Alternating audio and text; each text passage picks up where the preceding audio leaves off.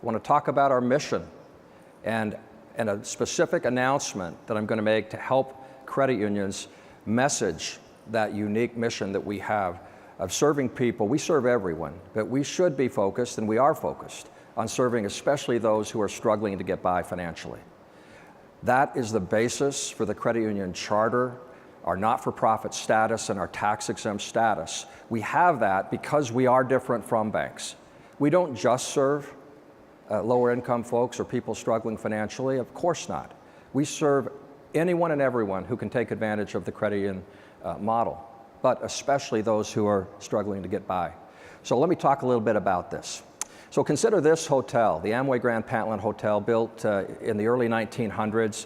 It actually had two banks, Kent State Bank and Old National Bank, two banks that don't exist under those names any longer, on the corners of the hotel. And banks were numerous in those days, right? We had some credit unions in Michigan and across the country forming, but we hadn't yet passed the Federal Credit Union Act. We hadn't yet structured the Credit Union National Association state leagues.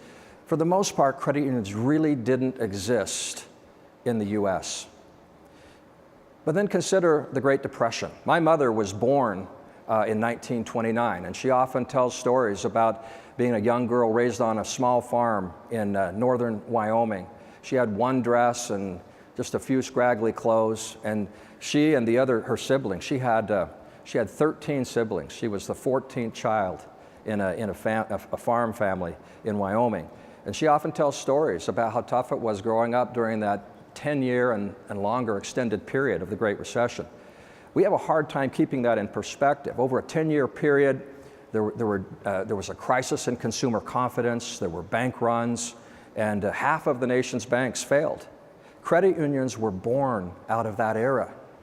The chartering authority that we got with the Federal Credit Union Act and state acts and the state leagues that were formed, one of the early things that state associations did was go around to factory workers and educators and firefighters to form credit unions. In fact, in 1934, the first credit union in this area, Grand Rapids Teachers Credit Union was formed, 1934. Now Lake Michigan Credit Union, serving hundreds of thousands of members. It's the largest financial institution headquartered in Western Michigan. One of many examples of how credit unions have grown and thrived from their early beginnings. So I want to play one quick little video clip that was actually produced in the early 20s. And it's kind of interesting to draw a parallel between the message that I'm sharing today and that very early video in the early 20s. Let's play that.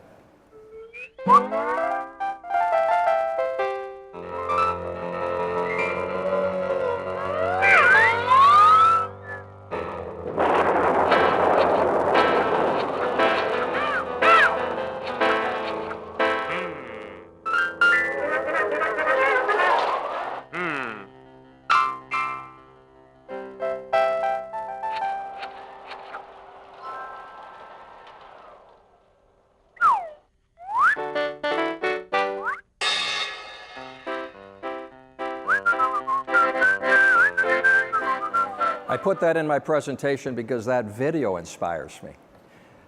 It reminds me a lot of the early Disney videos, the early Mickey Mouse videos. But if you watch that fun little video and you think about that, that was actually produced in the early 20s, like I said.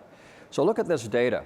We have two charts up here, compliments of the Credit Union National Association. By the way, CUNA does a phenomenal job providing industry data and statistics to help us remember and see just how well credit unions have grown and flourished.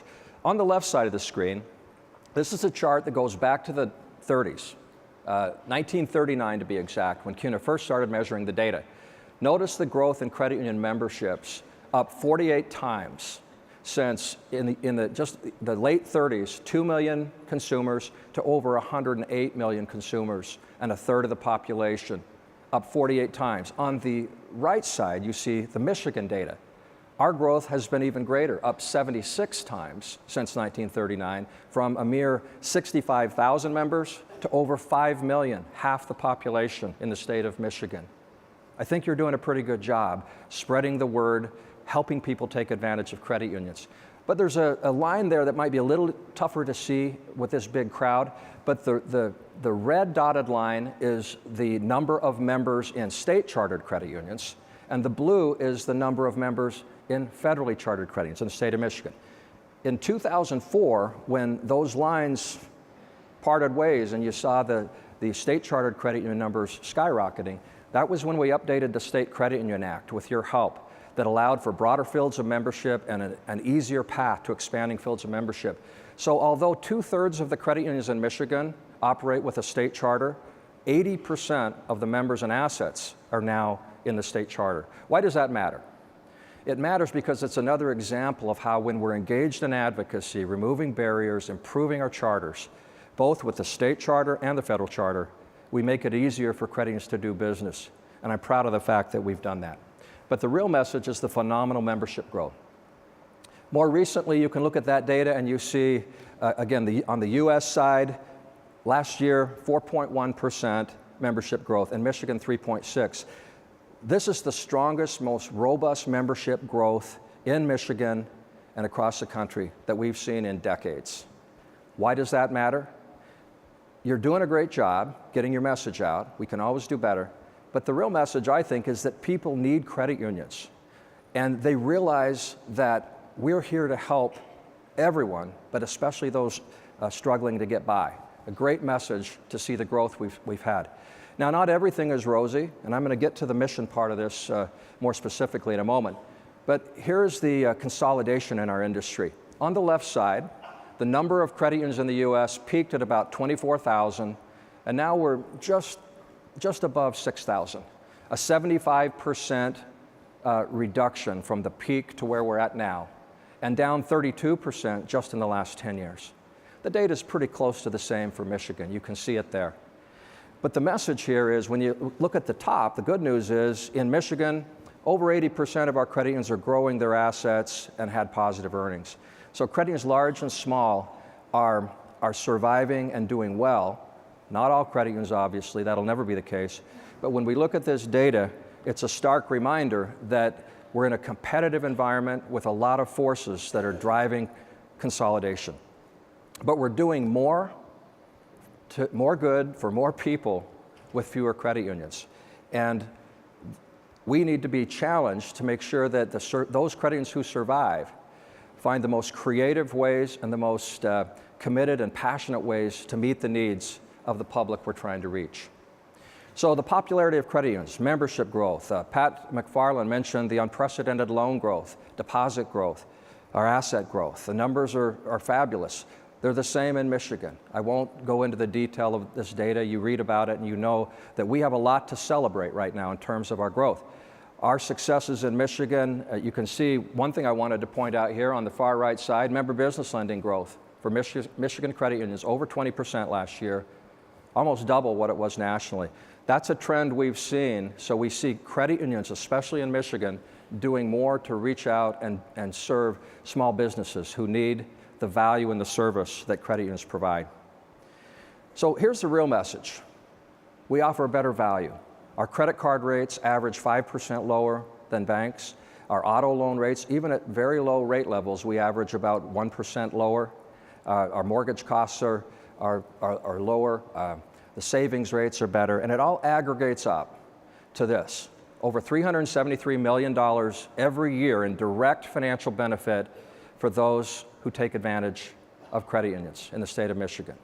Give yourselves a big round of applause for that. That is the value, how we're saving our members money, and we're serving people in ways that others either refuse to do or cannot do. But here's the connection to mission. And yet a lot of people are hurting, right? We have an urban issues task force that was formed that is still working on this issue of looking at data and looking at possible solutions for credit unions to do more, especially in urban areas. And the data is pretty stark. So in Detroit, 40% of Detroiters live below the poverty line, compared to 15% nationally. Just think about that data for a moment. I recently toured downtown Detroit, and it's phenomenal how Detroit is coming back. Quicken Loans and Dan Gilbert buying up buildings, refurbishing them, leasing them out, new housing in Detroit. You know, you look at what's happening in Detroit and it's exciting, but they have such a long way to go. 40% below the poverty line, 62% have subprime credit, 27% of Detroiters have access to traditional forms of revolving credit compared to 50%. Even in Rust Belt cities, only a quarter of them have access to that. And about half of Detroiters are either underbanked or fully unbanked, okay? Half of them. So that's pretty stark. And in fact, what the consultant pointed out for the task force is that if you take a drive down a 2.5-mile stretch of 7-mile road in Detroit, you'll see 25 different alternative financial service providers, right? Payday lenders, check cashers, wire transfer outlets, tax prep providers, and only 2 financial institutions. Now that doesn't mean that One Detroit Credit Union and Diversified Members and Credit Union One and Michigan First and other credit unions aren't doing a great job in Detroit. When I did my tour recently, I was really pleased to go through a tough neighborhood that was coming back and I saw a Michigan First branch on a corner. And I texted Mike Polus and said, hey, this inspires me, by the way. I told him that. And he said, well, we have a total of, I think it was 4 or 5 branches in Detroit. Credit unions are there. The question is, what more can we do?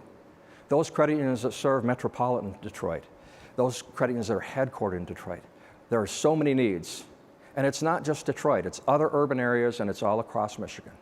So when we think about Michigan and we recognize the struggles of Americans across the country, this data comes from a Federal Reserve report on the economic well-being of US households from last year. You've seen some of it, I won't spend a lot of time here. 1/3 of all Americans report that they're struggling to get by financially. 46% say that they couldn't meet an emergency expense of $400. That's pretty stark. Almost a quarter say that they've experienced fluctuations in income and expenses, and 40% of those say that they face real or perceived difficulty in accessing credit. So the data goes on and on. And so as I'm making a transition here, it's really to thank you for what you do, to realize that those struggling to get by are the ones who really need the credit union idea. And I have an announcement that I'm going to make that it will be a tool to help our Michigan credit unions and our US credit unions with that challenge. But first I want to play a video clip here with a couple of your peers commenting on this challenge of how we double down to serve people who are just getting by. Let's play that. As credit unions, we were all founded by groups of people that were left out of the financial mainstream. And it kind of gets back to our roots. There's so many unbanked people. Credit unions just have a world of opportunity to bring people in that have not yet experienced regular type of banking services. The question isn't really, are there opportunities? Their opportunities are boundless. The question is, what are we going to do about it? And how are we going to leverage what we have, our missions, to do something about it, to find creative ways to serve the people that are left out of the financial mainstream. I'd love to have people come in and we could just tell them all the things credit unions could offer to help them get ahead financially. So Hank is right. Hank and Karen, both great comments there. The question isn't, is there a challenge? It's what are we going to do about it? So we're going to hear from Dan Schulman after I wrap up my remarks here. And I think you know he's the CEO of PayPal. You may recall that he was formerly with American Express, and he was on this stage 3 years ago. I've heard Dan speak maybe 4 times at other conferences, and 1 time here and again today. And when he was here last time 3 years ago in his capacity at American Express, he talked about the Serve product that they created there that was white labeled as Bluebird, the Spent movie that was launched, and we were inspired by that. And so we have developed a campaign that starts with a documentary called Just Getting By, and I'm going to announce that here in a moment.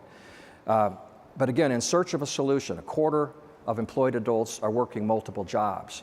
Almost 1/4 expect their income to be higher, 75% do not. Income variance, volatile income, making it difficult to make ends meet. And so the Just Getting By documentary, I'm going to show you just a short trailer of it. We're going to launch it today. There's a website set up, and it's kind of taking a page out of the Amex book with the Spent movie, only we're going to take a more extensive view, showcasing 19 different Americans in different kinds of situations: cyclical debt, limited access to credit, excessive debt, poor savings and retirement planning, major crises that come up that affect them. And we have some subject matter experts. We have their stories. We have the whole documentary. We're going to launch it. We're going to get your feedback. And then we're going to make available vignettes, short videos, and other content for social media to help credit unions make that point with consumers that we understand that people are challenged and are struggling to get by. And we are part of the solution for that. So I want to play this short trailer to give you a sense of what is in the documentary. I'm totally living paycheck to paycheck, where sometimes at the end of the month, I'm at like $2 left in my account. Didn't know anything about the interest rate or, who to finance it through or anything. I just knew that I wanted to go to school and I wanted to work in the hospital and I wanted to help people. I learned at a very young age. The government on this United States. The student loan industry. All these credit cards. And payday loans. Are bad because they know that they're manipulating you to spend money that you don't want to spend. We weren't, I guess, careful enough with them. Life is never easy. It made me mad. And it doesn't feel good. It's like, what am I going to do? What am I going to do? I mean, you go from making $400,000 a year to making $10 or $12 an hour. And I'm hoping that by the time I'm 33, I'll be completely debt-free. Well, believe me, it's never going to happen. Or people will say this too to me sometimes. It's like, how do you not have money? You work 4 jobs, you work every day. Like, I don't even know how to answer that. It feels like I'm just constantly drowning and I will never catch up. I mean, it's miserable.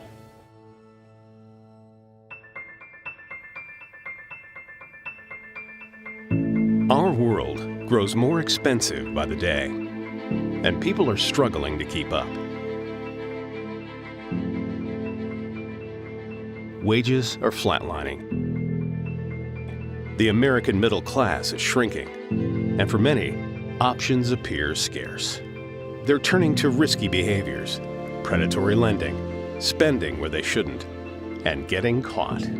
Caught in a vicious cycle of debt, depleting savings accounts, and creating an entirely new set of problems.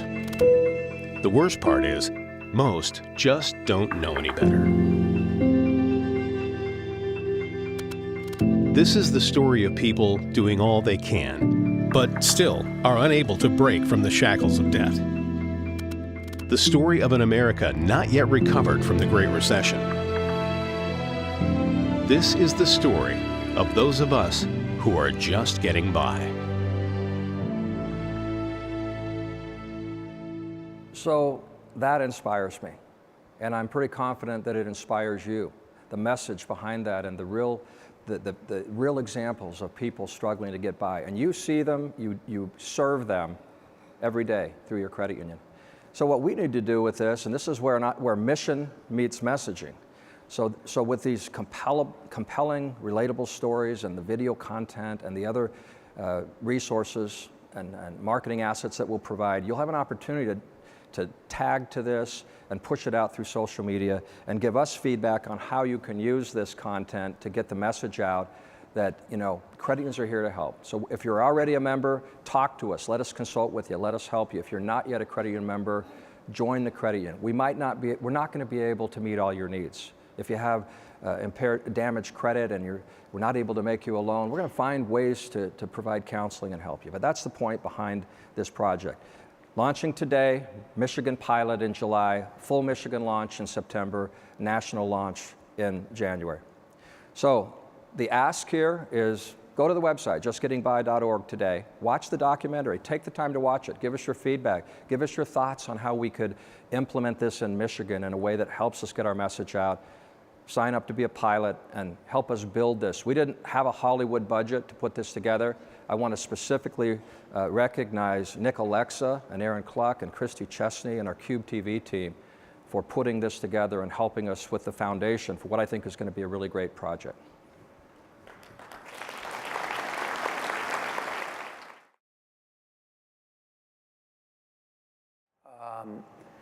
And I will say, just getting by touched my heart.